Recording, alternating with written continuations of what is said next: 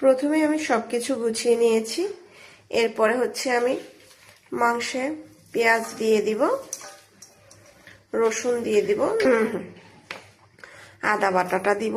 আগে সে হচ্ছে জিরা বাটা দিলাম, এরপর হচ্ছে হলুদের গুঁড়া দিব,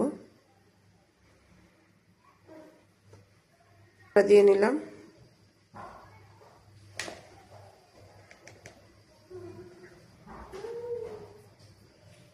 এলাচি, দারচিনি আর তেজপাতা সব দিয়ে দিলাম। এরপরে হচ্ছে তেলটা আপনি আপনাদের পরিমাণ মতো দিয়ে নেবেন। এরপর হচ্ছে মাংসটা ভালো করে মাখিয়ে নিতে হবে।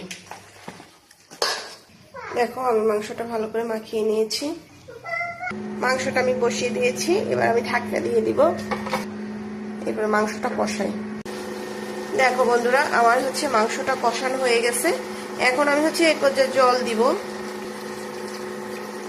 জল খুব একটা দিব না, মানে মাংসটা ভুনা ভুনা থাকবে। এই পর্যায়ে হচ্ছে আমি এই যে মাংসের কলিজাগুলো দিয়ে দিব।